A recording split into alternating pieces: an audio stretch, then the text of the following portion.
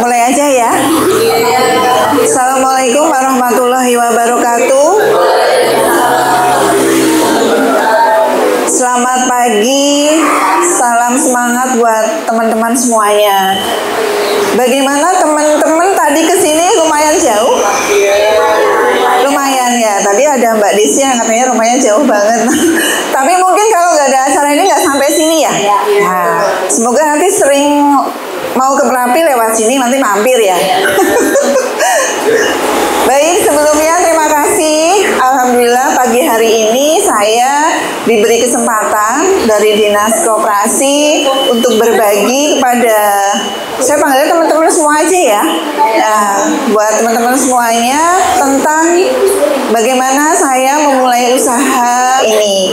Jadi senang sekali saya pagi hari ini berkesempatan untuk menceritakan seputar usaha saya. Jadi usaha saya beri nama Cahaya Cipta Food. Ya, usaha yang untuk produksi. Kalau yang untuk distribusi kami ada usahanya sendiri. Nah, untuk brand usaha kami kita pakai namanya Menu. Saya mulai usaha itu 2017. Cuman ketika itu dari Kalasan saya harus pindah di Mangkuyudan. Nah, waktu itu memang nama Menu ini belum saya pakai. Dulu nama produk kami, brandnya itu Marem. Ya, nah ketika saya mau mendapatkan fasilitasi HKI, ternyata Marem itu sudah ada. Jadi saya ganti, kenapa namanya Menu? Karena waktu selain ini, letaknya itu dulu ada di area Menuan. Nah, jadi kita ambil namanya Menu. Ya, jadi bukan nama saya. Nah, sebelum cerita jauh ya, perkenalkan dulu, nama saya Ati. Saya tinggal di Selomartani. Ini ikut kawasan Selomartani ya. Ini tempat usaha saya di sini dan di sebelah. Kalau rumah saya ada di belakang. 3 menit lah dari rumah gitu ya. Saya punya anak 2, cowok semua. Yang besar sudah gabung di sini untuk bantuin saya di usaha. Dia pegang sistem. Kemudian yang nomor 2 sebentar lagi mau ujian skripsi.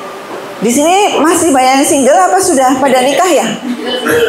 Ada yang single? Oh, cowok. Mau tak kenalkan sama anak saya sebenarnya. Kalau cowok nggak jadi berarti ya. Gitu. Nah, nama Menu ini sebenarnya ada artinya ya. Huruf M-nya itu kalau dalam bahasa Jawa Hono Coroko, siapa yang dulu pernah belajar Hono Coroko? Ya, nah, M-nya itu bentuknya seperti itu. Ya. Nah, dari situ kita ambil filosofinya sedikit bahwa M-nya itu mengandung arti makna terang atau hidup. Supaya usaha yang saya bangun ini adalah agar bisa memberikan manfaat buat di lingkungan sekitar. Jadi tidak semata-mata hanya mencari dari sisi ekonomi aja, tapi ada kebermanfaatannya buat di lingkungan sekitar. Cita-cita saya itu usaha ini bisa memberikan manfaat kepada siapa aja. Jadi ada seluruh tim yang terlibat di dalam organisasi. Jadi ada karyawan, ya.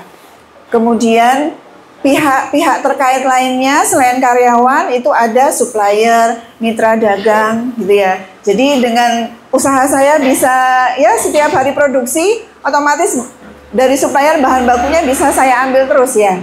Nah itu harapan dari kami. Yang ketiga, lingkungan sekitar. Pastinya bisa memberikan manfaat bagi lingkungan sekitar.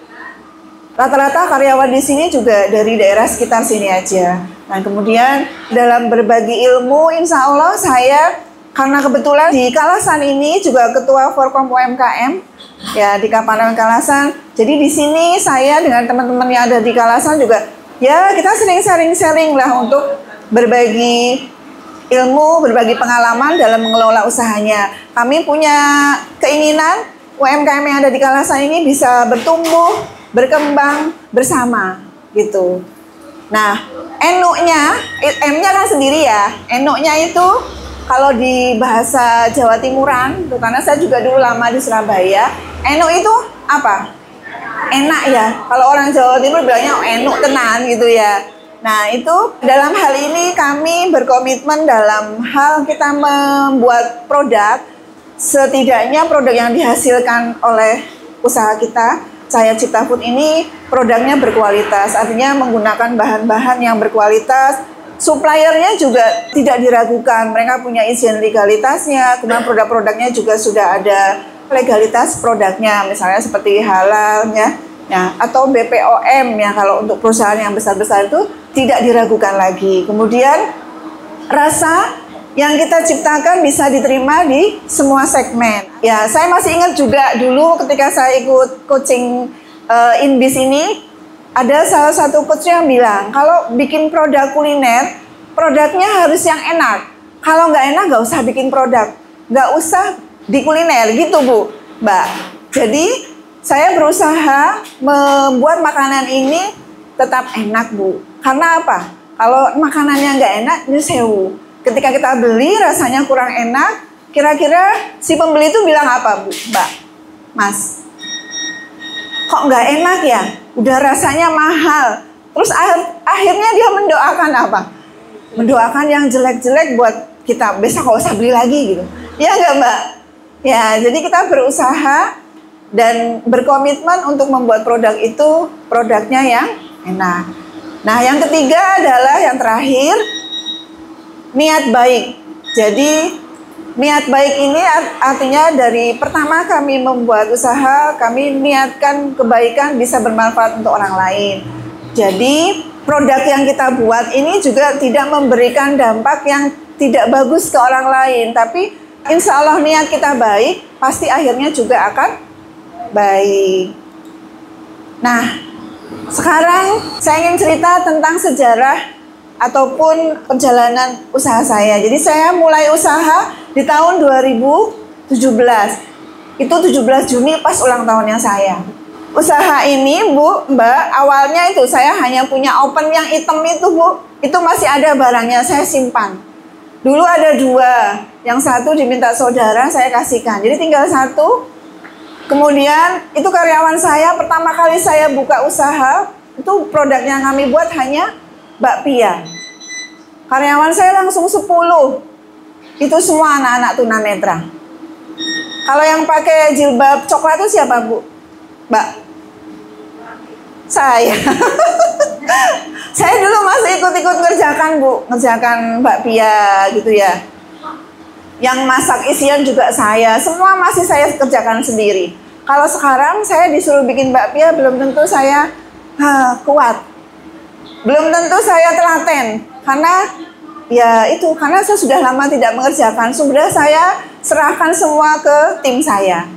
Kira-kira teman-teman di sini suatu saat nanti, atau mungkin yang sekarang juga mungkin sudah ada karyawannya, kira-kira takut nggak resepnya dicuri sama karyawan? Hah? Takut dicuri sama karyawan? Nah, kalau harusnya enggak ya. Kalau nanti takut dicuri, terus kemudian resepnya nanti dicontoh gitu ya sama karyawan, nanti usahanya nggak bisa berkembang, Bu, Mbak.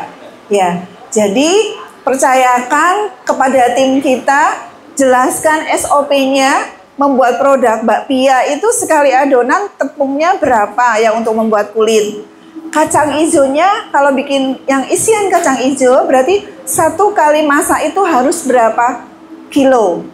Nah, kalau sekarang di sini kita sudah ada yang bagian nimbang bahan-bahannya sendiri. Nanti yang bagian produksi tinggal ngambil berapa-berapa untuk dijadikan produk hari itu. Misalnya bikin bakpia kacang hijau, coklat, keju, dan lain sebagainya.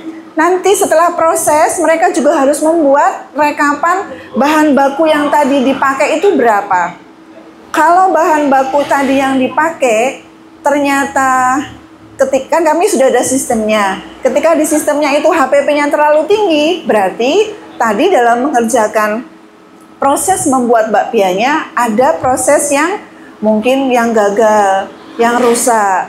Nah, itu nanti kita evaluasi juga. Jadi, setiap kita produksi dipastikan bahwa sekian bahan memang harus jadinya sekian. Kalau kurang, itu berarti ada yang rusak. Biayanya nanti kalau terlalu banyak yang rusak, berapa persentasenya setiap bulan, itu nanti dibebankan kepada karyawan. Supaya apa, Mbak? Bertanggung jawab. Yang kedua, nah, tidak rugi. Ya, perusahaan tidak menanggung kerugiannya setiap kalau banyak yang rusak itu ya. Nanti perusahaan lama-lama akan boncos ya.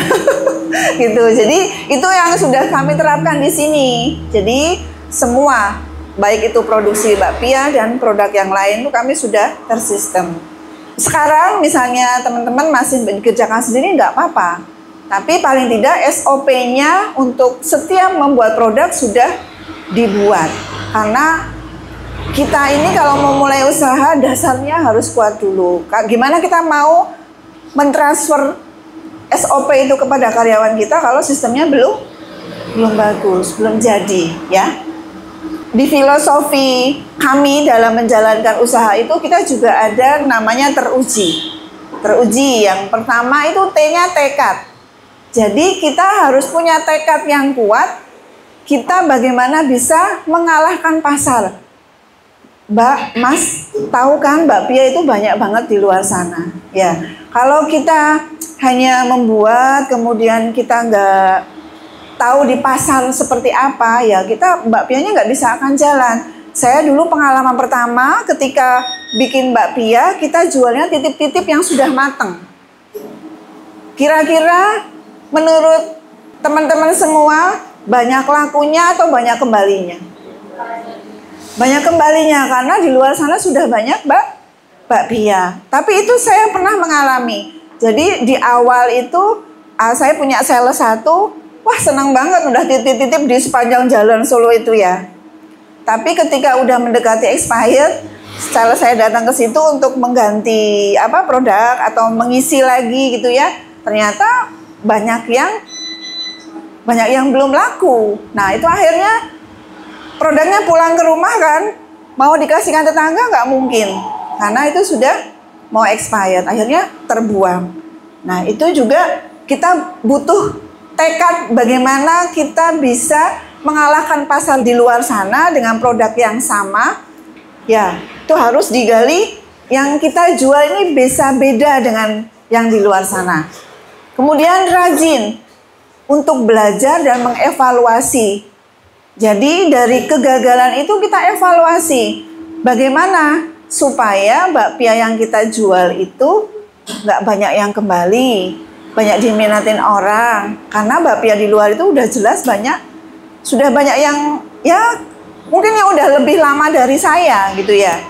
Kemudian yang ketiga ulet, tidak pantang menyerah karena kegagalan adalah sukses yang tertunda. Jadi ketika saya mengalami itu, ya itu tadi, saya mencari bagaimana ya caranya supaya bakpia yang saya buat ini nggak banyak yang kembali. Saya survei di Malioboro itu bakpia yang langsung dipanggang di lokasi, ternyata belum ada, ya. Itu sebelum ke situ ini ada juga jeli, melihat tantangan dan peluang pasar dengan kondisi yang selalu berubah. Jadi saya melihat di Malioboro itu belum ada bakpia yang dijualnya secara open kitchen. Jadi manggangnya di situ. Nah akhirnya ketika saya ditawarin suatu tempat di Malioboro tahun 2018, akhirnya saya minta ke yang punya tempat, boleh nggak saya open kitchen saja. Jadi open kitchennya untuk produksinya tetap dari sini dibawa ke sana, masih udah lipatan-lipatan itu dipanggangnya di sana. Lumayan itu mulai ngefek. Jadi mengurangi juga resiko. Jadi kita nggak pernah nih akhirnya dapat bakpia yang sisa matang itu nggak ada. Ya mungkin malam ini panggang, sisanya besok pagi masih bisa dijual. Tapi kita tidak pernah lagi punya barang-barang produk yang bakpia ini rusak. Ya, karena manggang langsung dibeli. Nah, tetapi saya juga pernah ngalami Bu, ketika saya sudah mau mulai merasakan panen di tahun pertama. Panennya itu kalau bakpia di Lebaran, ya. Nah, pas mau Lebaran ternyata ada kok COVID. Nah, jadi akhirnya nggak jadi panen karena Malioboro harus ditutup. Akhirnya Ada oven, ada mejanya, itu saya bawa pulang ke rumah. Saya tempatkan di samping rumah, di garasi, sama di dapur ada juga. Nah, akhirnya di pandemi itu akhirnya kita berpikir, kalau kita hanya jualan bakpia saja, kayaknya kita tidak akan bisa, ya gitu-gitu aja. Jadi dulu itu paling banyak Bu saya untuk bakpia paling 3 juta satu bulan. Ya, dengan gaji karyawan satu yang di sana itu ya impas atau kadang-kadang minus. Itu yang saya alami Bu. Nah, ketika sudah kesini, kalau bakpia alhamdulillah di satu toko, kan kami di Malioboro sekarang ada 2 toko yang sistemnya open kitchen. Itu satu hari kita bisa jual 200 sampai 300 box itu di hari biasa. Kalau pas musim rame di atas itu. Jadi satu bulan di satu toko bisa 6.000 box. Itu untuk bakpia. Jadi alhamdulillah dengan adanya pandemi itu juga saya bisa memikirkan produk apa lagi yang bisa kita bikin selain bakpia. Jadi di awal itu 2017 sampai 2019 pandemi itu kita baru ada bakpia. Nah, kembali ke sini, filosofi teruji yang terakhir adalah iman. Dengan itikat dan niat baik semua aktivitas. Ya, jadi kita dengan supplier juga niatnya baik. Supaya apa? Barang kita tidak dilarikan atau ya yang negatif-negatif ya. Jadi semua hal yang kita jalankan dimulai dengan niat baik. Insya Allah jalannya akan lebih mudah, lebih baik ya. Kita tidak merugikan orang lain. Visi dan misi dari tempat kami, visinya adalah menjadi perusahaan terdepan yang bergerak di bidang pengolahan makanan serta dapat memberikan nilai positif bagi semua pelaku yang ada seperti saya sampaikan tadi ya. Nah, bagaimana caranya mencapai misi itu? Kami ada beberapa misi yang harus kita jalankan. Yaitu visinya mengembangkan jaringan usaha, kemudian adaptif dan inovatif, berinovasi mengembangkan produk, sistem dan organisasi dalam menangkap peluang pasar. Jadi kami berusaha dengan semakin maju ke sini untuk organisasi ini yang memang perlu kita buat ya harus kita buat. Kira-kira di sini semuanya sudah punya visi dan misi? Ya, harus punya Bu, Mbak. Ya, supaya nanti kita arah jalannya itu terarah. Kalau tidak ada visi misinya mau jalannya gelundung aja nggak bisa, kita nggak punya penyemangat ya. Kemudian mengembangkan SDM, jadi SDM yang ada di tempat kita yang mungkin dia dulu hanya tenaga produksi, tapi ketika kita lihat dia punya potensi di marketing, kita angkat jadi marketing. Kemudian juga setiap beberapa 6 bulan sekali kita ada SDM ini kita kumpulkan, kita berikan materi tentang ya mungkin ada SOP yang harus kita SOP baru, kemudian tata tertib yang harus dilaksanakan di pas mereka mengolah produknya itu kita sering mengadakan kegiatan itu. Begitu juga karena yang bakpia itu yang kalau bakpia tempat produksinya ada di atas di Cangkringan. Itu di sana kita sudah tidak PIRT lagi, kita sudah BPOM. Jadi anak-anak yang di sana juga harus benar-benar melihat ataupun lebih disiplin. Sebenarnya nggak sulit. Mudah kalau kita lakukan setiap hari. Memang mulainya itu dulu agak susah karena belum terbiasa. Nah, ini beberapa produk saya ceritakan tadi. Bakpia itu awal mula dari 2017. Bakpia kita dulu sebelum pandemi itu banyak variannya. Ada selain original, ada keju, ada coklat, ada Oreo, ada salak. Banyak, ada 9 apa 8 gitu ya. Nah, tapi setelah pandemi kita hanya fokus 3 rasa. Jadi original yang kacang hijau ya, keju sama coklat. Nah, dari bakpia akhirnya muncul ada pai susu. Pai susu itu dia lahir ketika di masa pandemi. Saya masih ingat 2019 pertengahan ada saudara nikahan di Bandung. Nah, pas jalan-jalan itu kok ada pai susu Lembang. Kan kita tahunya pai susu ada di Bali ya. Makanya kami berpikir kenapa nggak bikin pai susu Jogja. Jadi Pai Susu ini lahirnya 2019 setelah pandemi. Bikinnya awalnya di rumah. Sebelum pakai alat-alat itu yang tadi ada di video, saya bikinnya manual. Jadi belum ada karyawan. Saya cerita tadi ya, alatnya kan saya bawa ke rumah. Itu suami saya, karena semua pandemi itu akhirnya di rumah semua, anak saya 2, ikut bantuin semua. Jadi dulu saya bikinnya tuh manual. Dibayangkan bikin pai susu manual, dicetak pakai tangan, di nyet-nyet gitu ya, sampai dapat beberapa pieces. Nah, sekali masuk di oven itu hanya jadi 14 dus. Saya ngerjakan dari pagi sampai sore itu nggak sampai 50 dus. Tapi dari saya belajar itu tetap saya bawa kirim ke Malioboro karena pandeminya sudah mulai selesai, Malioboro sudah dibuka lagi. Yang ngirim itu dari Malioboro, perjalanan pulang ke rumah sudah diinfo, Mbak, pai susunya habis. Kira-kira seneng apa gimana, Mbak? Seneng ya karena Ya seneng karena habis ternyata, tapi saya membayangkan ini tangan saya masih pegel karena dari pagi itu hanya dapat segitu. Akhirnya ya saya janjiin ya, nanti ya Pak, besok juga paling sore Pak ngirimnya gitu, karena kan harus bikin lagi. Nah, waktu pandemi itu kan karyawan sudah saya rumahkan semua. Ketika sudah mulai mau bikin lagi itu pai susu, karyawan saya panggil lagi yang mereka belum kerja, saya panggil lagi 1, 2 gitu untuk bantuin.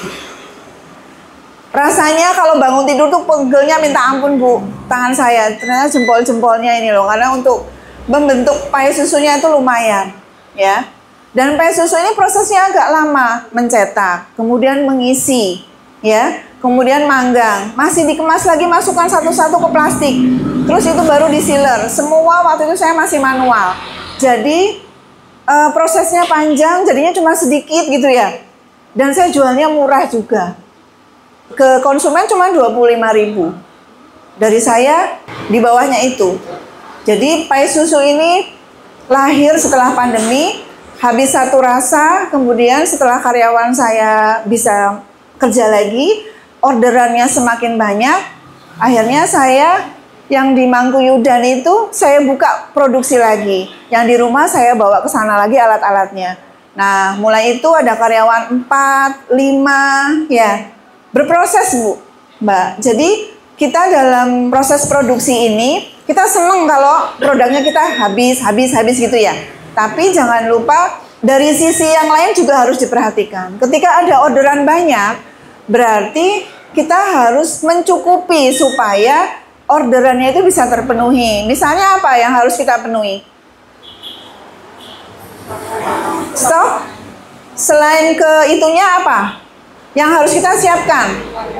Karyawannya ditambah. Kemudian belanjanya ditambah. Apalagi? Alatnya juga harus ditambah. Nah, itu semua kadang ya gini, aduh baru bisa ngumpulin segini, harus beli alat lagi gitu ya. Nah, tapi kalau kita nggak beli, ini nggak bisa tercover semua pesanan-pesanan orderan dari pedagang-pedagang. Akhirnya mau nggak mau ya dibelikan, beli. Jadi prosesnya itu dijalani. Ketika orderannya sudah makin banyak, mau nggak mau kita harus beli alat, nambah karyawan. Jadi jangan takut. Nanti kalau nambah karyawan, nanti nggak bisa gajinya. Ya, kalau punya pemikiran nggak bisa gajinya, berarti kita harus lebih banyak cari orderannya lagi. Ya, itu. Jadi kalau saya dulu waktu pertama kali mau mengembangkan ini, kita punya target. Kita mau jualan berapa, harus dikerjakan berapa orang, ya. Itu harus kita hitung supaya semua bisa terpenuhi. Jadi jangan sampai karyawannya terlalu banyak. Padahal di luar sana belum banyak orderan. Kalau saat ini sih karena kita sudah ada sistem, kemudian ada yang bantu per divisi. Jadi kalau produk kita sudah siap nih, dan itu sudah sesuai pesanannya orang marketing, kita dorong, pokoknya ini harus habis. Gimana caranya mereka memikirkan produk yang kita bikin ini harus bisa segera keluar gitu ya. Keluar tapi juga harus dipikirkan lagi, kita nitip itu nggak sembarangan nitip ya, tapi harus juga dilihat di situ potensinya berapa. Jadi jangan sampai potensinya cuma 5, kita kasih 20. Nanti baliknya akhirnya akan rugi di kita. Jadi kita menitipkan barang itu juga harus sesuai potensinya. Nah, habis pai susu dulu awalnya kita punya ada rasa original, saya pindah ke Jogja, itu udah mulai ada rasa coklat, rasa mix, dan rasa keju. Jadi 4 rasa itu. Tapi seiring ke sini, karena di Malioboro itu konsumennya itu banyak anak-anak sekolah, maka kita keluar yang rasa stroberi, rasa blueberry gitu ya. Kemudian ada almond crispy.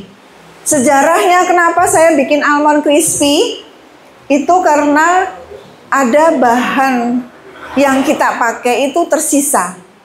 Dari apa, Bu? Putih telur. Jadi pai susu itu hanya yang dipakai kuningnya saja. Nah, putihnya tidak terpakai. Waktu saya belum punya produk ini, itu dijual. Karyawan siapa yang butuh, terus saya juga share-share di grup UMKM, siapa yang putih telur gitu ya. Tapi lama-lama capek.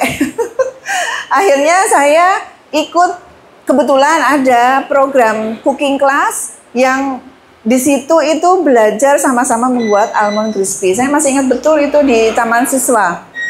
Nah, dari situ akhirnya saya praktekkan sendiri, bikin kemasan sendiri. Pernah nggak lihat almond crispy di Surabaya?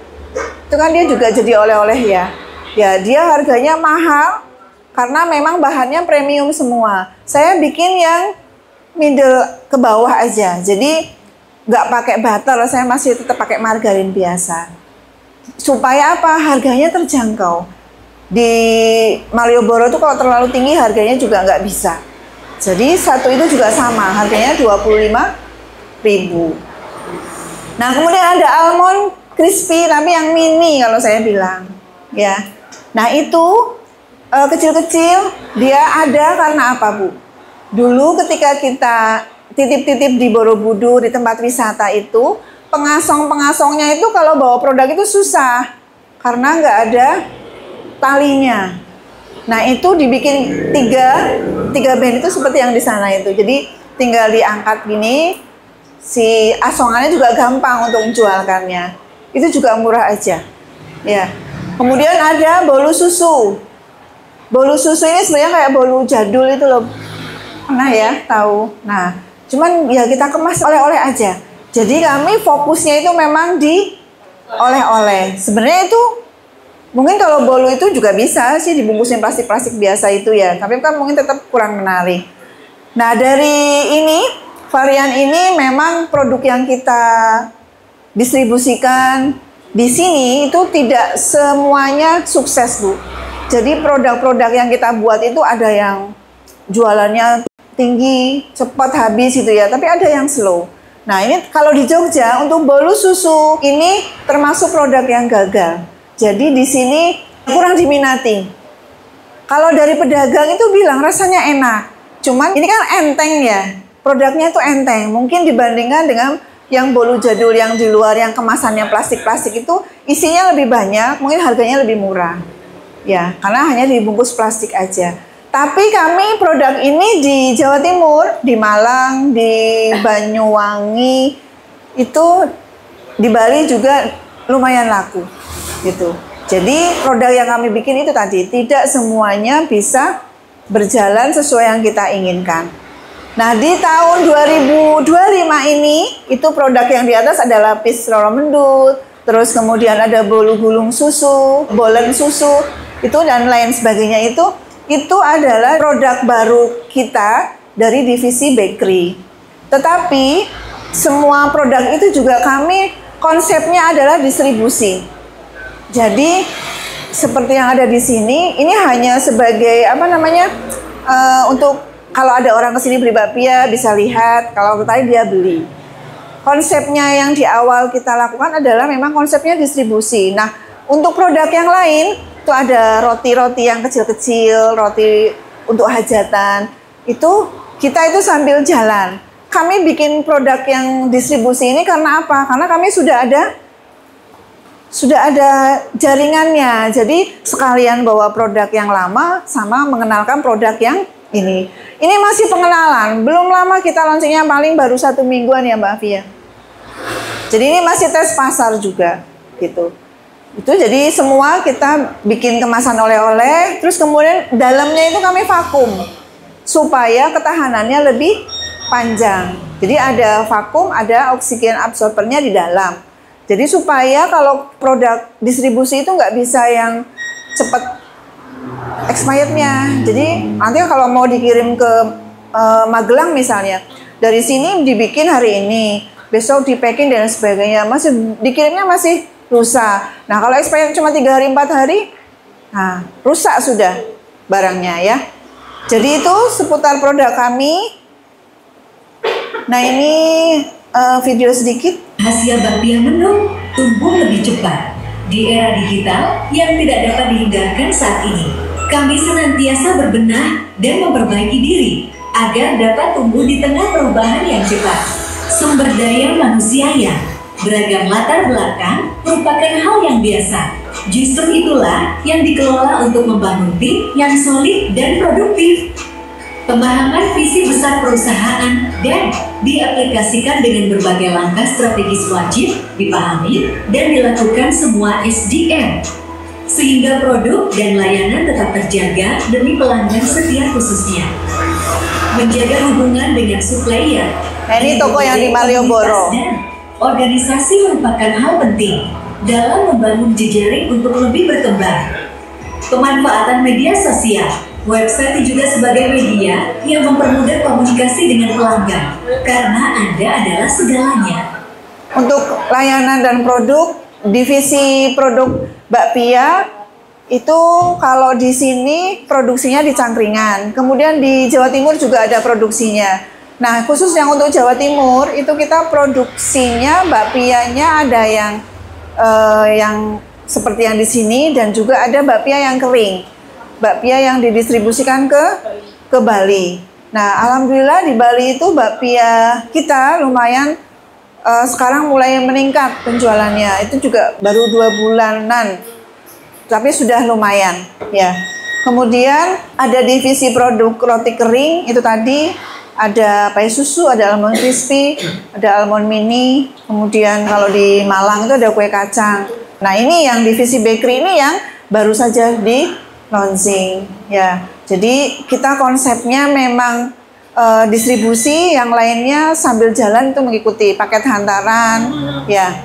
Itu ada kita kalau di situ promosinya roti mulai 8.000 roti kerumpul. Itu sebenarnya rotinya nggak ada isinya, hanya topping gula putih aja. Tapi itu untuk distribusi ini juga kita kerjasama dengan beberapa nantinya untuk mengenalkan produk bakery ini, ada ke takmir masjid, mungkin siapa tahu buat pengajian atau ada yang meninggal, itu kita nanti ada paket-paketnya. Kemudian ada dengan Bumkal desa itu, mereka kan ada divisi di ekonominya juga. Nah itu mereka tidak punya produk, tapi produknya dari kita. Nanti ada pembagian, ya. Nah ini untuk jaringan distribusi dan kantor kita ada di sebelah, ya. Kemudian yang di Bali itu ada di Batu Malang. Di Batu itu kita baru 1,5 tahun ya, 1,5 tahun. Dulu produknya dikirim dari sini, kayak tadi yang di video itu ya. Jadi kita nunggu dulu sampai 4.000 baru dikirim, supaya ongkos kirimnya itu masih masuk dengan produk yang kita bawa. Karena di Malang sudah bagus penjualannya, akhirnya kita memutuskan untuk buka di sana. Jadi di sana sudah ada produksi dengan beberapa tim. Nah untuk di Jogja itu untuk wilayah distribusinya ada di Jogja sendiri, ada distributor 1, kemudian di Jawa Tengah ada 1. Jawa Tengah itu Semarang, kemudian sampai ke Pacitan sedikit ya Mbak ya. Pacitan juga ada, kemudian ke Wonosobo. Nah yang di Jawa Barat itu dari Purwokerto, Tegal, Cirebon, sampai ke Bogor. Nah, yang untuk di Jawa Timur sendiri, fokus produksinya di Jawa Timur sendiri ada areanya sendiri, kemudian di Banyuwangi ada sendiri, di Bali ada sendiri. Jadi kita ada tim penjualan di sana 3. Kalau di Jawa Timur kita tidak menggunakan distributor, tapi kita ada kantor penjualannya, dan yang tim-tim itu masuknya karyawan, bukan seperti yang di Jogja, itu distributor. Ini kolaborasi, itu salah. Kolaborasi pemasaran di lokasi wisata. Jadi produknya kita itu juga di tempat-tempat wisata itu ada. Nah, kita pendekatan dengan manajemen di sana supaya mereka itu tetap loyal sama produknya kita kolaborasi, kita rebranding. Seperti di Dusun Semilir. Dusun Semilir itu kemasannya dia minta ada tulisannya Dusun Semilir. Ini. Jadi kalau teman-teman ada yang ke Dusun Semilir, main ke sana, ya sudah ada produk saya di sana. Jadi ada tulisannya Dusun Semilir. Tapi di sininya tetap masih ada nama usahanya kita di sini, Cahaya Cipta Food-nya masih ada. Ya. Ini yang di Dusun Semilir. Ini beberapa kemasan tuh ada di Purwokerto. Purwokerto itu tempat wisata yang kolam-kolam ikan itu loh. Apa ya namanya? Oh ini. Wisata Edukasi Pancuran Mas Purbasari.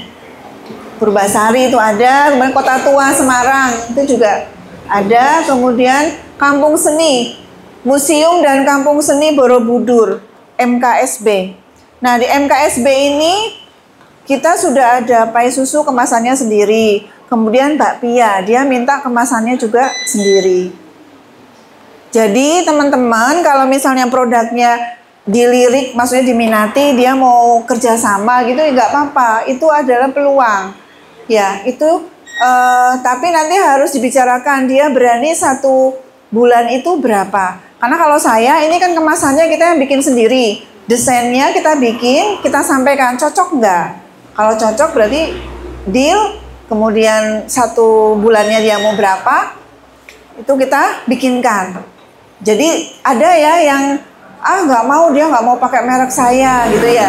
Nah padahal itu adalah peluang, kenapa nggak kita ambil? Jadi nggak apa-apa, tetap di sininya pakai ininya mereka, karena mereka itu punya kebanggaan di tempat lokasi, misalnya Dusun Semilir punya produk ini, padahal itu bukan bikinannya mereka gitu ya. Kemudian contoh-contoh jusnya ya, teman-teman saya juga banyak yang usahanya sudah mulai besar, tapi dia nggak mau diajak untuk seperti ini, dia masih idealis dengan mereknya dia sendiri gitu ya. Di tempat kita juga dulu waktu pertama kali kita membuat bakpia itu, kita memang ada namanya, kita bikin program edukasi untuk anak sekolah, komunitas dan lain sebagainya. Itu sebenarnya tujuannya supaya produk kita bisa lebih dikenal. Tujuannya awalnya itu nggak cari penjualan. Dulu kita ada cooking class, praktek membuat bakpia gitu ya. Itu juga tujuannya itu untuk mengenalkan produk kita. Ini beberapa, ini kemarin dari SMA. Nah kalau bakpia kita banyaknya kunjungannya di sana, di atas. Ya. Ini anak-anak SMA dari Jakarta.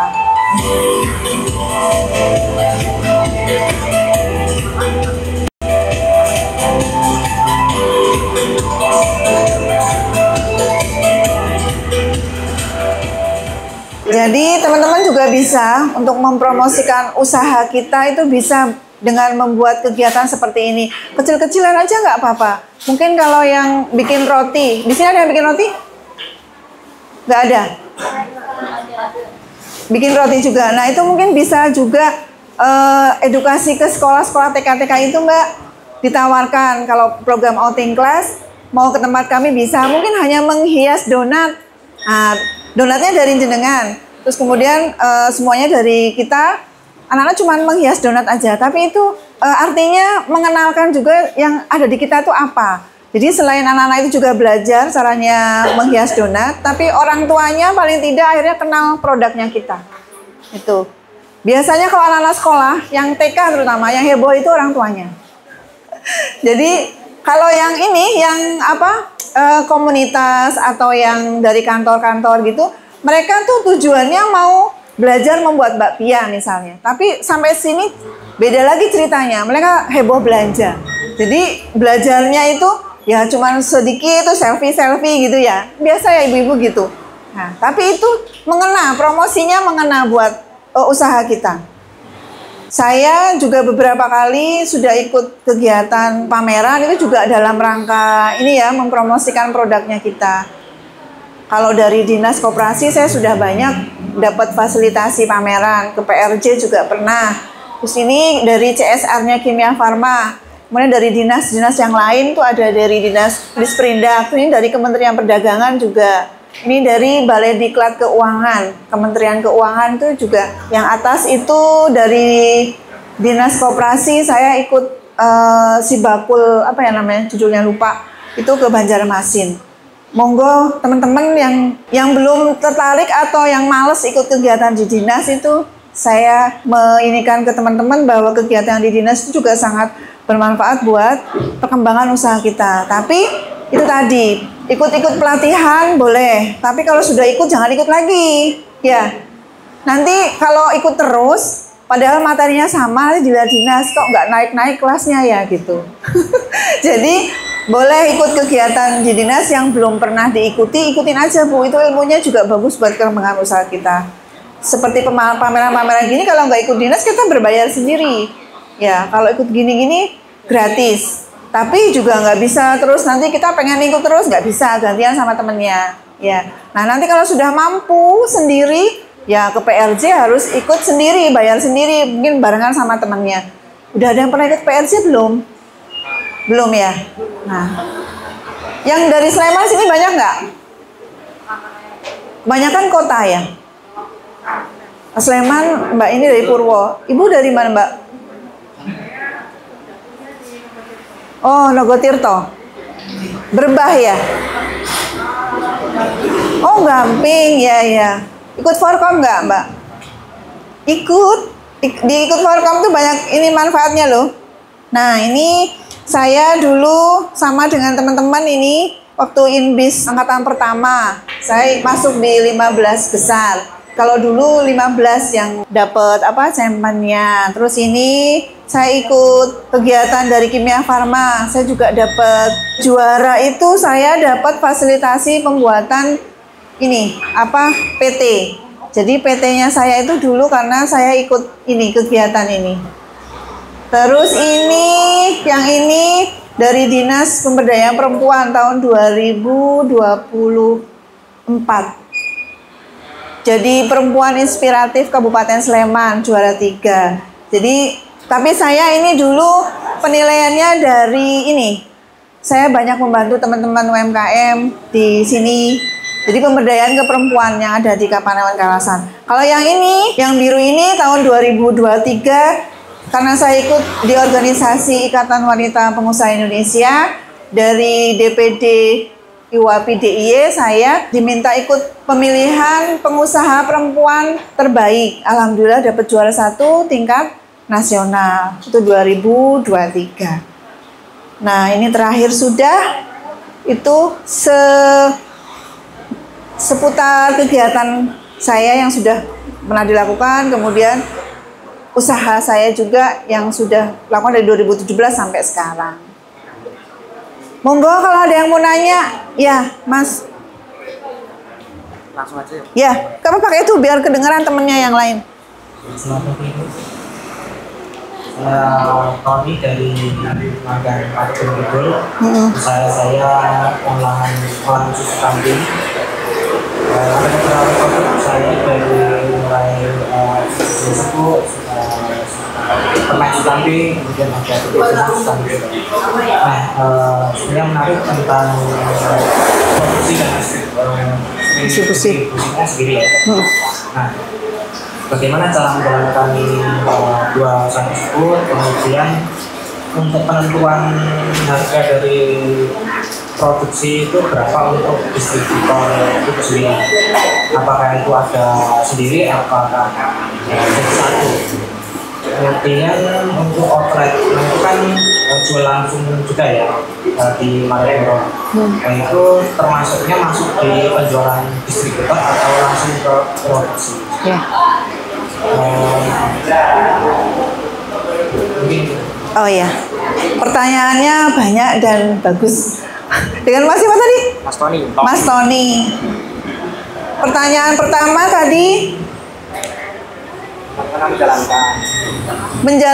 bagaimana menjalankan usaha yang produksi dan distribusi. Ya, jadi di awal tuh kan saya yang bikin usaha saya, karena memang anak-anak saya sudah besar-besar waktu itu.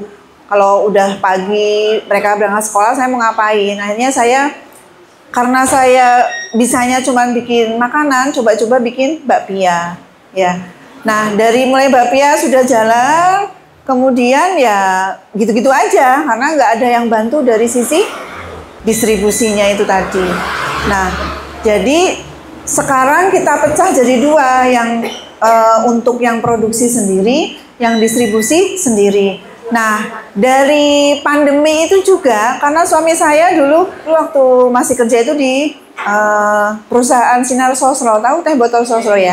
Nah, suami saya kemudian karena kita ke Jogja ini memang berniat untuk usaha sendiri, jadi suami 2015 itu resign. Kemudian kita ke Jogja, saya buka bakpia, suami saya buka usaha di travel. Nah dulu waktu saya bikin bakpia, yang saya sampaikan tadi ya gitu-gitu aja, hanya titip-titip gitu ya. Nggak ada yang bantu untuk memikirkan pemasarannya. Kami punya satu sales, tapi itu tadi sistemnya masih titip-titip di outlet Jalan Solo, belum sampai ke Malioboro. Nah mau titip ke Malioboro itu sales saya bilang, Bu pada nggak mau karena bakpianya harganya terlalu tinggi. Kalau yang di Malioboro itu kan isi 20 tuh paling cuma 9.000. Nah kalau 9.000 kita bahannya ya nggak masuk. Jadi waktu itu kita akhirnya nggak masuk ke Malioboro yang di pedagang-pedagang itu karena harganya nggak buat kita nggak masuk. Jadi kita tidak boleh memaksakan barangnya kita harus ada di situ ya. Jadi kalau memang barangnya kita nggak bisa masuk di situ ya sudah. Next kalau yang ini sudah jalan, kita mau ambil pasarnya yang ini harganya 9.000, kalau kita bisa bikin ya bikin. Tapi yang ini sudah jalan dulu yang produk kita di awal. Nah untuk distribusinya, karena suami saya backgroundnya dulu di Sosro itu juga punya pengalaman di marketing. Nah akhirnya suami saya membantu dari sisi pemasaran, yang membuat program-program di usaha ini adalah suami dan tim. Nah, jalannya bisa bareng ya, bisa bareng. Jadi saya bikin produk itu sesuai dengan permintaan tim marketingnya. Misalnya tadi ada kan pai susu saya itu namanya pai susu menu ya. Nah, ini kita ada namanya pai susu NAO. Ini adalah gridnya di bawahnya yang menu. Karena tim marketing itu, yang tim distribusi itu meminta ke saya, tolong bikinkan pai susu yang lebih murah dari yang itu. Karena sekarang ada kompetitor yang bikin harganya tuh lebih murah dari yang menu. Akhirnya kita bikin ini. Jadi kita bisa jalan bareng sama dengan distribusi itu. Nah kemudian yang kedua, distribusi kita itu memang mengambil distribusi supaya saya fokus di produksi. Kemudian ini ada yang fokus untuk mendistribusikan, yang di tim suami saya yang memikirkan programnya distribusi ini apa. Nah, tapi distributornya kita itu Mas, distribusinya itu memang dia hanya bawa produknya kita aja. Jadi nggak ada produk lain. Di awal dia cuma bawa pai susu. Wilayahnya kita bagi-bagi. Jadi yang tadi saya sebutkan di Jawa Tengah itu ada sendiri, DIY sendiri. Nah, supaya tidak rebutan wilayah. Jadi kalau itu wilayahnya sudah masuk Jawa Tengah, tidak digarap sama yang DIY. Langsung ke pertanyaan kedua ya, untuk harga. Nah, kita dalam membuat suatu produk, kita juga harus bisa membuat struktur harga. Harus bisa membuat struktur harga. Harga yang langsung ke konsumen berapa? Ke distributor berapa, ke reseller berapa. Bedanya apa distributor sama reseller? Jumlah bisa. Kemudian sebaran. Kemudian apa?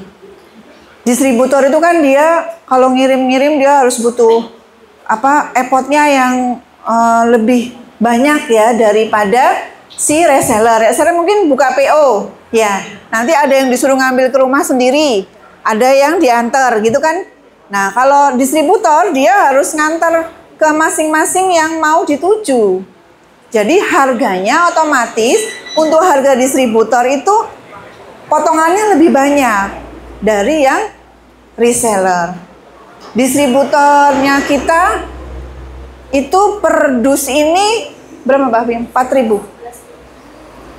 Keuntungannya dia dapat 4.000 satu dus. Kalau dia 1 bulan bisa menjualkan 12.000 udah berapa Bu? 12.000 kali 4.000.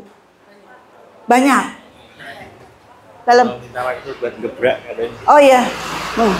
Gebrak aja nggak apa-apa. Mau gebrak itu produknya. Jadi kalau yang reseller keuntungannya nggak segitu. Jadi di satu distributor di Jogja itu 1 bulan berapa Mbak Afi? Dia yang bagian input bisa 18.000, kalau musim ramai itu bisa 22.000. Dia hanya ngambil produk kita ngirim ke gudangnya, dia yang distribusikan. Nah, tapi kalau di kami distributornya itu harus memberikan laporan setiap hari produknya kita itu dikirim kemana, dijual berapa. Kalau yang bukan toko yang besar, kayak toko besar tuh kayak Dusun Semilir gitu ya, mungkin Bapia Jokem, itu mereka, aduh, iya bener kaget Mas. Itu mereka jualnya kan tempo dari sananya, manajemennya itu nggak bisa memberikan langsung bayar gitu ya, karena mereka punya manajemen sendiri, ikutnya ke modern market. Jadi nanti distributornya itu menagih ke mereka berdasarkan nota-nota yang sudah dikirim ke sana berapa. Pembayarannya setiap satu bulan itu 2 kali, di awal bulan dan ada yang di pertengahan. Jadi kalau untuk distributor kita harus berbagi harga Mas. Tapi kan berbagi harga pun karena itu membantu jualannya kita, jadi cepat penyebaran produknya itu cepat. Bayangkan kalau saya ngerjakan sendiri dari orangnya kita belum tentu. Terus masih mikirkan nanti pembayarannya, nagihnya, returnnya. Nah, kita berbagi sama distributor itu tadi.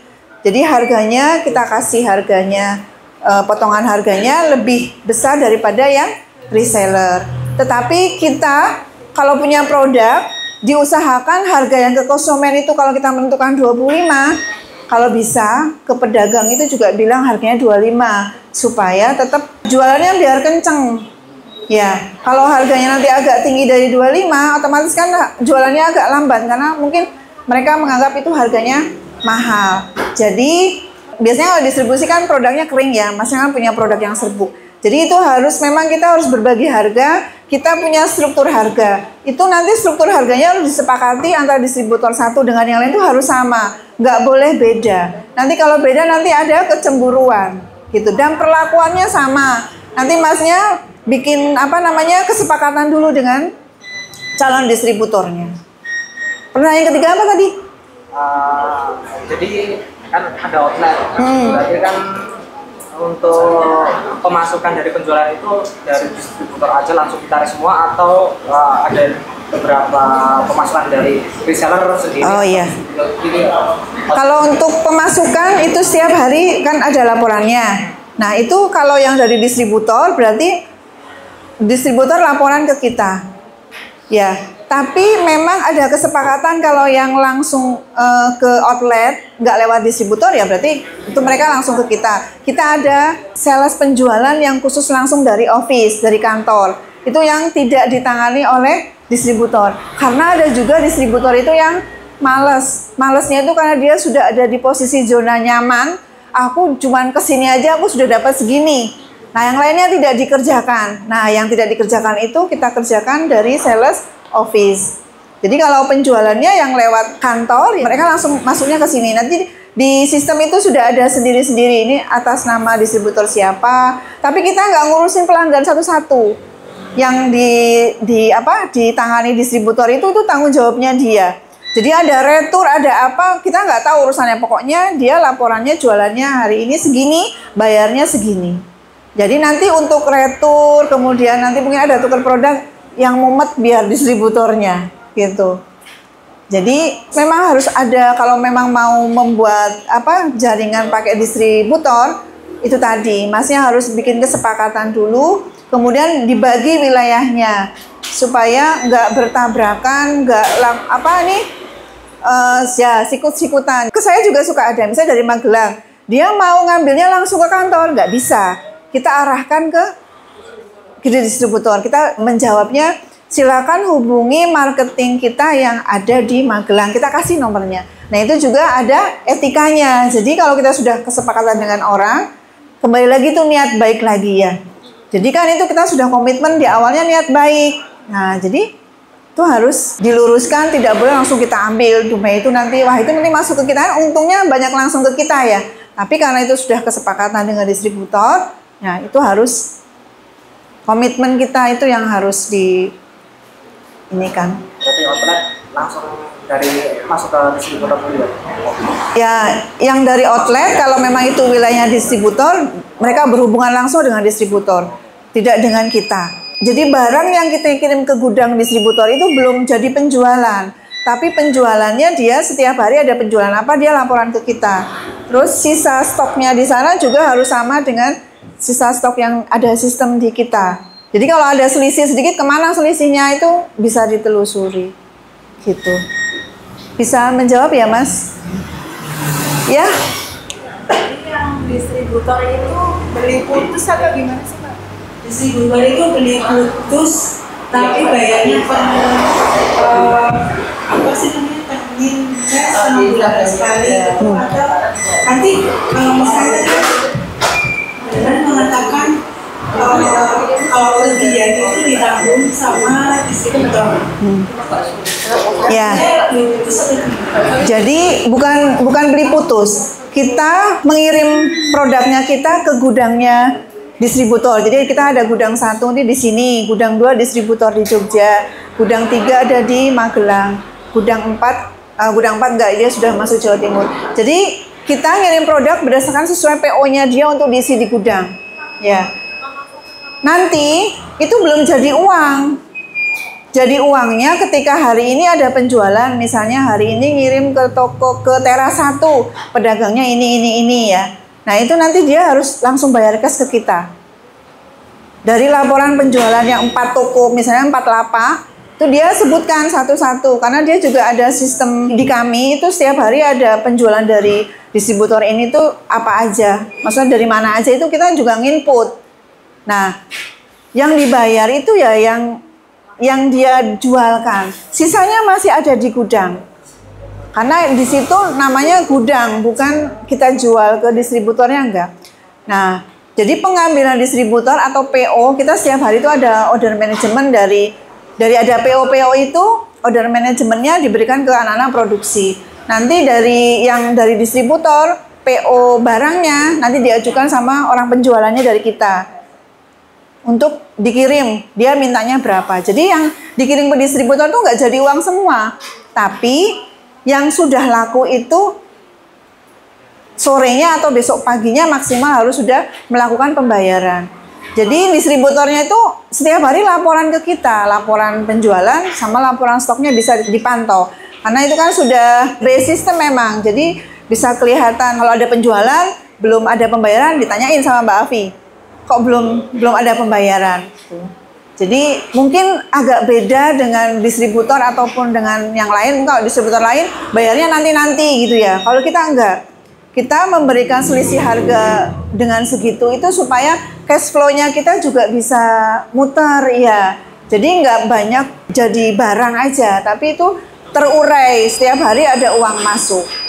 Itu kalau yang untuk yang lapak-lapak itu tunai, tapi ada yang tadi saya sampaikan juga untuk toko-toko yang besar karena dia itu pakainya manajemen modern market, jadi bayarnya itu berdasarkan TT. Kayak bakpia Jokem itu pembayarannya mungkin dia bayar nanti awal bulan bayar. Itu untuk penjualan yang 2 bulan sebelumnya. Kalau nanti Lebaran mereka libur jualan, libur penagihan, itu nanti saya dapatnya setelah Lebaran tuh 3 bulan atau 4 bulan yang lalu.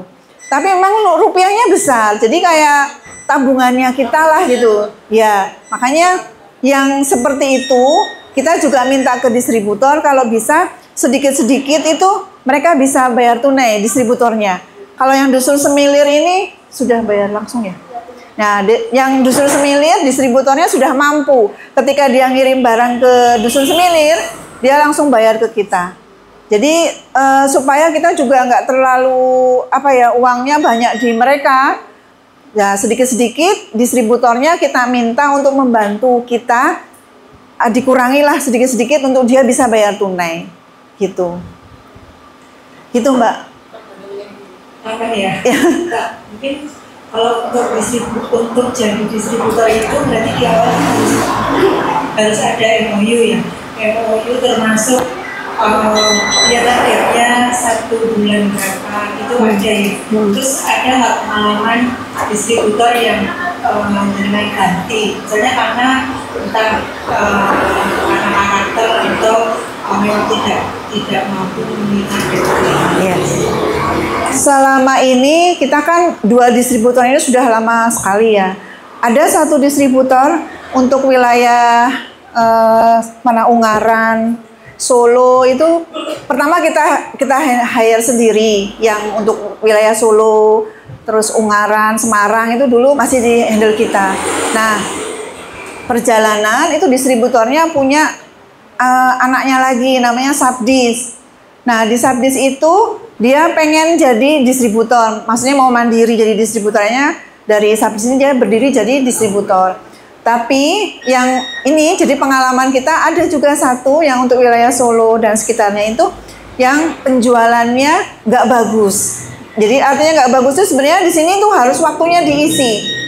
Waktunya di toko ini waktunya diisi, tapi dia nggak rajin keliling.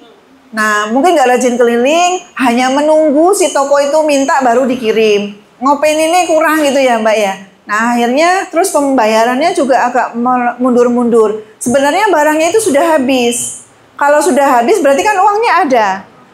Nah itu uangnya belum disetor ke sini, sering terlambat untuk laporan dan sebagainya. Akhirnya ya kita ajak duduk bareng, terus kesulitannya apa, ada masalah apa. Ketika dia sudah menyatakan masalahnya, dia nggak bisa konsentrasi di situ, ya udah akhirnya kita berhentikan sisa piutangnya ya menjadi beban dia juga. Kita minta dari sisa piutangnya ini yang masih sisa banyak ini mau berapa kali diangsur ke kantor.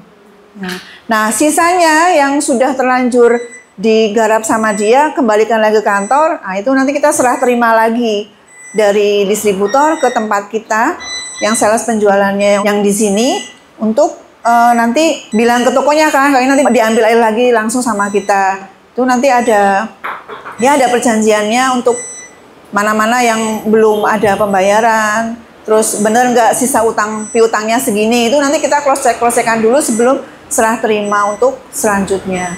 Nah itu dari sisi distributornya ya, tapi dari sisi pelanggan juga ada yang bermasalah. Jadi di teras 1 itu kita baru kejadian, ini malah lewatnya koperasi, bukan lewat pedagang langsung.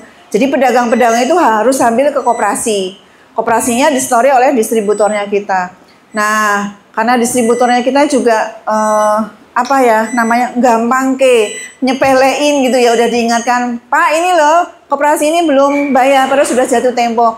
Ya besok pasti dibayar gini-gini kan, akuntingnya kita pasti selalu mengingatkan yang sudah jatuh tempo kan di sistem kelihatan.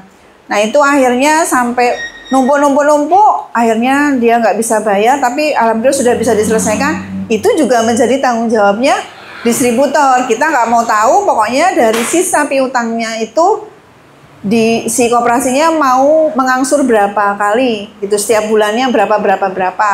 Nah itu urusannya distributor sama si koperasi kita.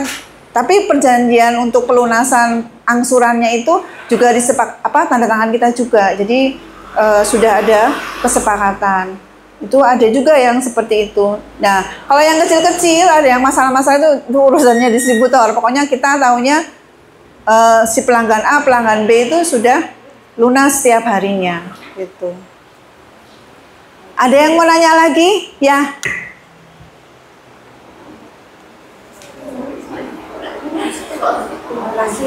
Iya. Mbak, mungkin kalau haus dibagiin minumnya. Ini nanti icip-icip roti saya ya. Nanti rotinya dibagi Mbak sama ya. Gimana Bu, Mbak? Ini aja buat nama saya Santi, usaha saya minuman rempah. Yang ingin saya tanyakan karena saya ini masih merangkak, saya ingin mendapatkan cerita dari di awal ketika Buati belum mengembangkan banyak inovasi produk, jika itu masih bakpia. Strategi yang diambil Buati ketika banyak barang kembali, mungkin bisa diceritakan sehingga itu relevan dengan kondisi kami saat ini. Kemudian yang kedua, ketika kita menitipkan di toko oleh-oleh, seringkali menurut saya, pengalaman saya, posisi kita seperti tidak setara karena seringkali kita jadi minoritas DP dari si yang punya toko. Nah, mungkin Bu Ati juga bisa bercerita mengenai pengalaman itu, bagaimana kita bisa mengupayakan sehingga posisi kita setara, karena pengalaman saya yang terjadi waktu itu si toko PO terlalu banyak, tapi mereka nggak bertanggung jawab untuk penjualannya, hanya yang balik juga banyak. Nah, bagaimana mengantisipasi, karena kalau di awal-awal seperti kita nggak punya power untuk, karena kita nggak punya data ya, nggak punya analisis data yang mungkin mengatakan nggak penjualanmu segini, jadi saya kasih segini aja. Tapi mereka langsung ambil karena misalnya mereka menganggap ini tren liburan jadi pasti ada peningkatan, tapi kan banyak hal yang kemudian tidak mendukung penjualan itu. Mungkin bisa menceritakan pengalaman. Terima kasih. Ya. Jadi kalau di kami itu memang dulu di awal waktu kita jualannya titip-titip bakpia itu juga memang banyak yang kembali ya. Memang kalau kita titip itu memang harus ikut aturannya yang ada di toko itu. Pembayaran pasti konsinyasi ya. Tapi sebenarnya kalau sekarang tuh lebih banyak kemudahan untuk teman-teman UMKM yang memang tokonya itu ya sudah tahu lah kalau UMKM itu kalau terlalu lama uangnya kembalinya kan kita pasti akan kesulitan di dalam hal untuk produksi yang selanjutnya. Jadi karena saya bermain sama distributor itu, jadi memang kendala-kendala seperti itu ya tetap juga ada di distributor yang mungkin yang susah, dari tokonya itu bayarnya susah. Nah kemudian kalau yang untuk ini Mbak, toko itu juga lihat kan, kalau memang dia penjualannya itu tinggi, dia akan terus diorderin terus kan ya. Nah kalau kita cara mengikatnya kepada pedagang-pedagang, kemudian toko-toko yang besar, itu kita ada, memang kita punya program namanya program THR apa ya Mbak namanya? Itu programnya itu kita berikan kepada mereka supaya mereka itu semangat untuk ngambil produknya kita. Jadi tapi ada ada grid-gridnya. Misalnya selama periode 6 bulan ini dia nggak 6 bulan, lebih dari 6 bulan karena programnya sampai puasa. Misalnya dari Juli sampai bulan puasa, ya katakanlah 10 bulan lah misalnya. Dari 10 bulan itu si toko-toko ini bisa penjualannya berapa. Kita punya sudah bikin programnya. Misalnya kalau yang selama periode itu jualannya misalnya 3.000, nanti dia dapat apa? Kurang dari 3.000 dia dapat apa? Itu kita memang menyisihkan dari harganya, itu kita sisihkan untuk program itu. Jadi rupiahnya misalnya kalau yang 1.000 dapat kipas angin misalnya, ya kipas angin itu seharga berapa, itu dari kita ngurangin 500 per produknya. Nah itu tadi makanya kita belajar membagi struktur harganya itu. Kalau kita mau punya program, nah diambilkan dari harga itu. Tapi ya harus dari kitanya juga harus harus tertib, karena itu uangnya untuk promosi itu ya jangan kita pakai. Itu harus disisihkan tersendiri di posnya sendiri ya. Nah, kembali lagi yang untuk bagaimana supaya si yang punya toko ordernya biar maksudnya harus bisa mengira-ngira lah ya, jadi nggak terlalu banyak, nggak terlalu sedikit. Nah, kita juga harus tahu di situ tuh pasarnya, potensinya di situ tuh berapa. Kalau misalnya Ibu lihat di situ potensinya memang 20, dia minta 30, ya jangan dikasih 30. Dikasih kalau sekiranya Ibu tahu di situ pasarnya hariannya tuh cuman 5. Kalau misalnya ada hari libur, misalnya hari Sabtu dan Minggu ya, dinaikkan sedikit lah. Tidak 5, mungkin 10, karena pas kita ke situ kok kembalinya 3, berarti kemarin kan lakunya 7. Jadi itu juga harus kita lihat juga di situ potensinya. Jangan ngikut yang punya toko. Kalau yang punya toko tuh seneng memang kalau di situ produknya kita banyak. Jadi biar dia penuh ya tokonya. Tapi kan kalau produknya kalau Ibu minuman itu kan kering, tahannya juga lama. Tapi kan akhirnya kalau di situ lakunya lama juga kan tidak bagus juga gitu ya. Jadi kembali lagi ketika kita menitipkan produk itu potensinya di situ tuh berapa sih gitu. Kita uji coba dulu. Jadi memang kalau nitip-nitip itu harus rajin ngecek ya. Karena tugas kita sebagai produsen itu produk yang kita punya itu nggak selesai setelah ada di toko. Tapi kita harus tahu juga di toko itu dibelinya kapan, habisnya berapa hari. Nah, sampai dia order lagi ya, kita baru bisa menganalisa.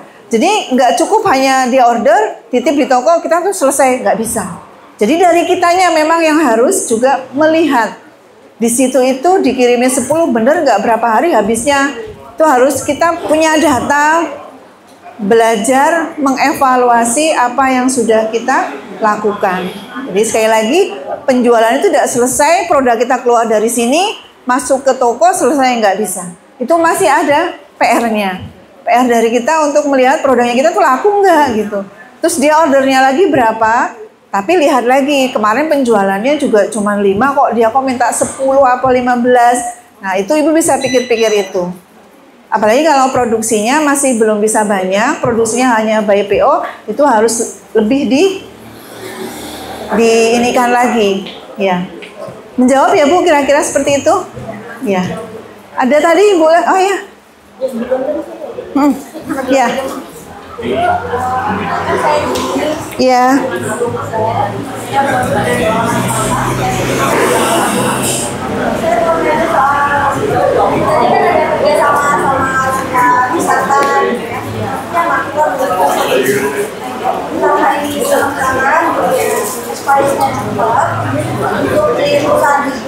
Berapakah nominal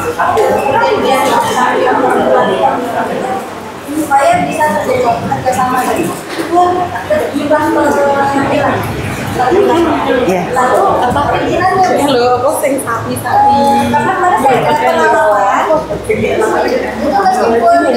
meskipun diproduksi oleh PTA ya, ternyata untuk bayar halal, badan pom dan sebagainya itu distribusi harus ngurus sendiri. Nah, saya juga lagi di kalau misalnya masuk ke tempat wisata itu perizinan itu menggunakan nilai kebutuhan itu atau nanti pihak Ya. Dijawab yang terakhir dulu ya. Jadi kalau di tempat kami untuk produk yang maklon seperti ini, kan yang produksi masih kita. Jadi diproduksi tetap dari kita. Tapi ada juga kalau misalnya mau pakai sistem ini, diproduksi oleh kita, didistribusikan oleh mereka, itu yang didistribusikan dari sana, dari tokonya, tempat wisatanya itu. Kalau selama ini saya belum menemukan sih mereka dari sisi yang lain minta untuk perizinan ininya enggak. Tapi setahu saya di Sleman itu boleh seperti ini, asal tetap dituliskan diproduksi oleh siapa, diperuntukkan untuk siapa. Itu jadi kita minta nama usahanya mereka. Karena yang produksi tetap di sini. Nah, kecuali saya produksinya di sana, misalnya di Semarang, untuk mereka. Nah, itu saya harus punya izin lagi sendiri karena ini kan izin yang di sini, produksi di sini. Jadi di sana harus bikin izin lagi, gitu. Kemudian untuk yang jual makanan basah, ya. Cara melobinya atau gimana?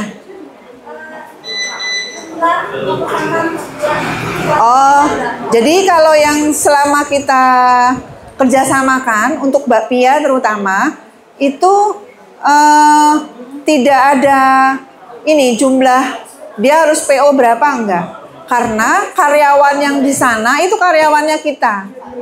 Jadi yang manggang itu karyawannya kita, bukan karyawan mereka. Jadi semua urusan produknya itu tanggung jawabnya kita. PO-nya, karena kalau yang di Malioboro itu yang ditoko oleh Punakawan, kan mereka sudah ada kasirnya sudah ada sendiri. Jadi kita ngitung penjualannya dari kasir itu 1 minggu, 1 bulan itu ada berapa, itu yang dibayarkan ke kita. Yang untuk bakpia di toko oleh-oleh Punakawan itu dia pembayarannya 1 bulan sekali. 1 bulan 2 kali. Setiap awal bulan maksimal tanggal 5 sama pertengahan bulan tanggal 15 maksimal tanggal 17. Nah, itu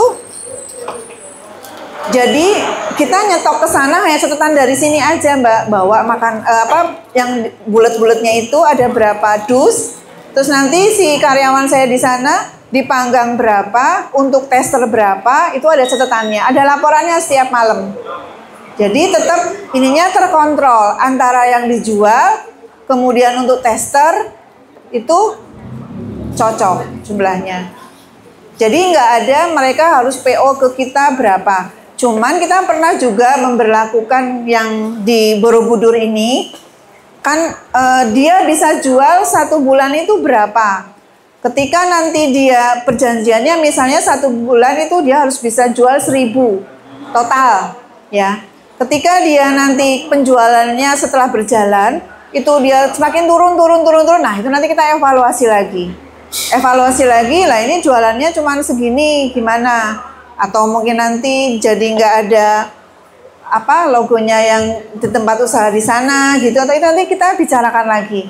Tapi di awal itu yang untuk beberapa memang ada juga yang kita harus menyampaikan ke mereka mau ataupun dia bisa berapa 1 bulan untuk jualannya. Karena kembali juga dus ini kan kita yang nyiapkan. Minimal kita menyiapkan 1 rasa itu 1.000. Bayangkan kalau di situ dia minta 5 rasa berarti sudah 5.000. Lah 5.000 kalau nanti penjualannya per bulan cuma 200, 300, ini kan jadi lama. Modalnya di sini ngendapnya lama. Nah, jadi memang di awal itu kalau yang untuk yang kering-kering ini kita ada dia mau kontribusi sebulan itu berapa dengan pertimbangan itu tadi. Kalau yang bakpia yang di Borobudur ini khusus di Borobudur, ini kita ada perjanjiannya. Dia bisa mau menghabiskan berapa 1 bulan. Cuma kalau yang di Malioboro 2 toko itu, karena kalau di tempat wisata itu kan beda ya dengan yang di toko yang setiap hari pelanggannya datang. Konsumen kalau di Malioboro konsumen ada terus. Paling kalau hari libur atau hari Selasa gitu memang agak sepi. Jadi kita tidak ada perjanjian dia harus berapa. Tapi kembali lagi ketika nanti memang di perjalanannya itu misalnya sudah 2 bulan kok nggak bisa capai yang kita inginkan, ya kita ajak ngobrol lagi bagaimana caranya supaya bisa meningkatkan penjualannya gitu. Jadi di model di kita itu ini lebih banyak meskipun itu dengan mitra, dengan distributor, itu kita lebih banyak komunikasi dan kita juga sering ada rapat antar rapat antar distributor. Kemudian setiap pagi jam 8 sampai jam 9 kita ada Zoom meeting sama pemasarannya di Jawa Timur, sama di Bali, itu sama yang di Jogja juga. Jadi hari ini mereka mau kemana tuh kita tahu. Terus yang kedua, selain untuk penjualan, kita juga di Zoom Meet itu juga membicarakan piutangnya mereka yang sudah jatuh tempo, tolong dilihat. Terus dia ada masuk berapa, kok yang kemarin ada penjualan kok belum masuk. Nah, di situ tuh banyak diingatkan. Terus kita dalam menyusun target penjualan di masing-masing distributor itu juga kita sering adakan. Jadi setiap 6 bulan sekali kita ada kumpul sama distributor, masing-masing produk itu dia mau jualan berapa itu kita ada. Jadi memang harus ada targetnya supaya nanti di produksi juga jalan, di di keuangan juga jalan, itu saling berkaitan. Gitu, Mbak. Yang kayak Mas di Borobudur. Itu brandnya tetap menu atau pakai brand mereka? Ya, itu kan. Ya. Ini di kemasannya ada menunya. Ada. Tapi kecil. Di belakang. Yang di depan dia nama tempat mereka tempat wisatanya. Iya. Milik menu, karena di sini tetap diproduksi oleh menu. Jadi labelnya aja yang berubah, tapi ininya masih ada. Ini boleh kok kalau di Sleman diizinkan. Di labelnya itu, yang penting ininya masih. Kenapa? Nah, karena tiap kabupaten itu beda-beda. Termasuk membuat izin PRT di Sleman sama di kota juga udah beda. Teman-teman di kota itu sangat sulit sekali untuk mendapatkan PRT karena di sana uji labnya itu bukan produknya, tapi airnya. Itu yang banyak nggak lolos biasanya kalau di kota karena airnya. Kalau di Sleman itu yang diujikan produknya seberat 250 gram. Itu yang dibuat patokan kadar di sininya itu misalnya E. coli-nya berapa, itu dilihat dari produknya. Gitu. Ada yang mau tanya lagi? Ya? Mau tanya kan kalau yang buat reseller itu gimana sih supaya kita tuh bisa berhasil untuk kayak membangun reseller? Yang pertama tuh kayak misalkan dari sisi harganya. Misalnya katakanlah kita tuh punya harga kita sendiri sama ada yang kita tuh jual di e-commerce. Nah, yang biasanya kalau dari saya sendiri yang dijual e-commerce tuh lebih mahal Bu, karena kan ada biaya dan sebagainya. Nah, itu nanti kalau misalkan kita jelasin ke reseller itu nanti kalau katakanlah dia mau jual dengan harga tertinggi itu yang harganya sama kayak kalau kita pesan sendiri atau yang kayak di publish rate-nya yang tadi di e-commerce itu. Nah terus yang kedua, kita tuh perlu dia minimal ordernya ada berapa, terus intinya ada strategi yang ekonomi segala macam, minimal order berapa, terus nanti dalam kurun waktu berapa kalau misalkan nggak order lagi kita harus ngapain atau kita perlu minta apa gitu supaya reseller itu ya maksudnya itu bisa works untuk nggak cuma sekali order gitu, jadi kayak cuma dia jadi reseller cuma sekali ambil atau 2 kali habis itu udah pergi gitu mah. Oh iya. Terus harganya tuh enaknya kita kasih harga ini maksimal katakanlah 50.000, nanti dia kita kasih berapa persen apa kayak kita punya harga produk penjualan kita yang desain untuk reseller segini, nanti dia mau up terserah tapi paling maksimal seperti publish rate kita yang ada di e-commerce. Jadi gini Mbak, kalau di tempat kita untuk reseller itu kan juga nggak banyak sih reseller. Rata-rata yang reseller di sini tuh ya teman-teman saya juga di UMKM itu. Nah untuk pembagian struktur harganya, kalau yang untuk reseller itu kita memberlakukan harga ke konsumen itu sama semuanya. Jadi kayak bakpia, susu dan lain sebagainya itu harganya 25.000. Nah untuk reseller kita potong 5.000 untuk bakpia. Jadi langsung kita potongan. Jadi supaya mereka tetap harganya dijualnya itu sama. Kalau yang untuk ini, yang untuk produk bakery yang distribusi itu juga sama. Kita potongannya 5.000. Kecuali yang untuk roti hajatan itu dia lebih sedikit potongannya. Kalau nggak salah satu roti itu 1.000. Nah, kalau untuk di kami, untuk reseller itu kita nggak ada perjanjian yang seperti di distributor, karena nggak banyak juga sih kalau yang untuk bakpia yang untuk reseller itu. Nah biasanya mereka kan nggak mungkin juga dia reseller cuma beli 2 mau dijual lagi gitu, enggak. Kadang ada juga yang dia buka PO dulu nanti sudah berapa baru ke kita. Tapi kita tahu kalau itu memang dijual lagi. Terus kemudian kalau yang untuk dijual online, kan biasanya semua juga sudah tahu sih kalau ke online itu pasti harganya jadi lebih mahal, ya. Nah, di kami malah yang jual di toko online itu juga teman-teman, kadang saya nggak kenal juga, tapi dia buka toko online, di situ ada bakpia menu sama produk yang lainnya. Yaitu boleh aja, jadi kita nggak membatasi. Jadi kadang toko online-nya itu malah bukan kita yang mengelola, teman-teman. Kadang ada yang di Jakarta, di sini juga ada yang di Jogja ini. Kadang, Bu, saya nggak buka Shopee, ternyata ada orderan gini. Kita yang ngirim, nanti pembayarannya kan lewat dia, nanti dia transfer ke kita. Jadi kalau yang mau buka di online, saya malah seneng juga sebenarnya. Dia mau jual 2, mau 3, tapi kan memang dia sudah ada di situ dengan harga yang sesuai dengan yang di penjualan online itu memang rata-rata memang dinaikkan gitu. Itu ya membantu juga sih, membantu kita. Kalau yang datang ke sini yang memang beberapa ada yang memang dia sudah jadi reseller sudah lama gitu, kita punya catatannya. Tapi untuk perjanjiannya kita nggak ada. Cuman kalau yang baru gitu kayaknya sih nggak juga, kalau cuma beli 2 gitu mau dijual lagi mungkin habis juga waktunya ya buat dia. Jadi selama ini belum pernah ada yang seperti itu. Yang ada itu reseller yang sudah kita tahu sudah beberapa kali ngambil, kemudian nggak kita batasin. Mau pengambilannya itu kita nggak matok harus berapa gitu, enggak. Tapi nanti kita bisa kasih tahu kalau harga maksimalnya segini Iya. atau dia gitu. Enggak, kita ngasih tahu harga jualnya ke konsumen 25.000. Nah, resellernya dikasih tahu dapat potongan sekian. Jadi kalau pas ada yang WA mau dijual lagi, kita kasih tahu harga konsumen 25, potongan harganya sekian. Tapi nanti misalnya di harga saya kan kalau misalkan pesan dari saya langsung kan kita katakan 32.000. Tapi kalau di online kan saya 35 atau 36. Nanti kita kasih tahu ke dia itu yang harga 35 itu atau yang 32. Kalau yang di e-commerce itu udah tersebar yang 35, 36 gitu. Ya, nanti yang mbaknya kesepakatan aja dengan resellernya mau yang harga yang mana yang untuk ke konsumen. Tapi baiknya sih yang jualan kita langsung itu yang dibuat patokan konsumen. Kalau yang online tuh memang udah pasti ada biaya tambahannya kan.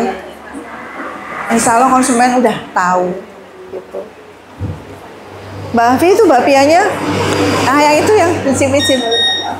Ada lagi yang mau tanya? Ya Mas. Ini kan berbicara, ini spesifik yang bakpia ya Bu ya. Tadi kan Bu Ati bilang kalau pelaku usaha khusus bakpia ini sudah banyak gitu. Dari yang legend mungkin atau dari bakpia menu sendiri sampai brand-brand baru yang mungkin baru keluar gitu ya. Nah, ini gimana menu sendiri itu mempertahankan eksistensi atau tetap menjadi berbeda di tengah banyaknya produk yang serupa seperti itu. Kalau berbicara inovasi kan tadi justru malah variannya dikurangi gitu ya. Yang awalnya itu ada varian Oreo, malah sekarang variannya fokus 3 gitu, yang original, coklat sama keju. Nah terus apakah kegiatan promosi yang dilakukan itu justru lebih banyak di kegiatan aktivasi di sekolah tadi, kegiatan edukasi, nah seperti apa itu upaya bakpia menu itu untuk selalu eksis di tengah banyaknya produk serupa? Ya. Jadi kalau untuk bakpia sendiri, bakpia menu itu sudah nyobain ya. Jadi bakpia menu ciri khasnya itu kami menggunakan 2 kulit, ya. Kulit dalam sama kulit luar. Dia kalau kita bikinnya agak lama melipat kulitnya, nanti layernya akan banyak. Tapi kita cuma cukup 2 kali layernya. Nah, kita mengenalkan produk kita supaya orang-orang itu tahu keunggulan dari produk ini. Isiannya lebih banyak daripada kulitnya. Kulitnya nggak tebel kan? Ya. Terus kemudian meskipun tidak pakai pengawet, untuk kacang hijau itu bisa tahan sampai 8 hari. Karena masaknya memang sampai kalis ya. Jadi kalau mungkin yang bakpia di tempat lain yang kacang hijau cuma 3 hari, 4 hari. Nah kalau yang untuk keju coklat karena nggak ada kacang hijaunya, jadi dia tahannya bisa lebih panjang karena tidak ada tumbuhannya. Kacang hijau kan ada tumbuhan. Dia sudah dikukus dan lain sebagainya, jadi kan ada kadar airnya, itu yang tidak membuat awet. produknya. Nah, kalau kami memang untuk produk bakpia ini meskipun di Maklon ya tetap isinya sama karena harganya sama. Jadi nggak karena untuk merek yang lain nanti ini dikurangi bahannya dibedakan tuh enggak. Ini kita tetap sama karena di depan kesepakatannya adalah yang menu cuman dipindah ke dus yang mereka inginkan gitu. Jadi di banyaknya sekarang bakpia kita mempertahankan bakpianya kita itu kalau untuk penjualan itu tadi. Kalau ada yang mau dititipin bakpia ini kita maunya open kitchen. Jadi kita nggak mau nitip bakpia di toko-toko itu yang sudah jadi dititipkan di toko itu tuh enggak. Jadi kita tetap seperti di awal ada space untuk tempat manggang, karyawannya dari kita. Jadi bakpianya fresh terus. Dan itu meminimalisir kerugian di kita juga. Jadi karyawan saya yang sudah lama di Malioboro itu sudah tahu hari Senin itu pengunjungnya itu paling sekitar berapa. Jadi dia bisa kira-kira. Tapi setiap hari PO-nya ke sini juga disesuaikan dengan jualannya dia setiap harinya. Jadi hampir kita nggak pernah punya bakpia yang berjamur tuh nggak ada. Beberapa orang itu ada yang nanyain apa yang bakpia yang rusaknya bisa nggak saya beli untuk pakan ternak gitu ya. Nah di kami itu nggak pernah ada yang ini. Alhamdulillahnya karena dengan sistem itu tadi. Nah sekarang juga di kami itu ada bakpia frozen. Jadi untuk produksinya untuk pas masa liburan panjang itu kan kita akan kewalahan nih kalau kita nggak nyiapin stok. Nah, karena di sana bakpianya sudah BPOM, tapi yang kacang hijau, kalau yang lainnya belum, masih PIRT. Itu kita yang nyetoknya itu di dalam freezer, jadi masih mentah, dimasukkan ke dalam plastik, di sealer terus dimasukkan ke freezer. Kita ada beberapa freezer di sana. Itu untuk mengantisipasi ketika musim liburan. Nah, biasanya kalau Lebaran itu kita sampai sewa freezer. Tapi kalau kita sewanya sudah kemepeten nggak dapat, nggak dapat ininya freezernya. Jadi itu sangat membantu. Dan nanti untuk cara manggangnya ya sama, bakpianya dikeluarkan dulu dari freezer, dibiar ditowing dulu sampai suhu ruang, dipanggang itu nanti nggak ada perbedaannya. Tapi kalau dia masih beku, dipaksakan dipanggang, hasilnya nggak bisa ngembang. Gitu. Iya, jadi bakpia menu kita berusaha supaya bisa tetap diminati. Kalau kita mau buka di tempat lain, kita maunya open kitchen. Nah kebetulan ini kita sudah ada 2 yang open kitchen. Di toko Aneka 1, kemudian di Punakawan 1. Gitu Mas. Dikiranya cukup, nanti boleh lihat tempat produksi yang di sini ada pai susu. Kalau ini bakery sih mereka lagi bikin roti bagelen.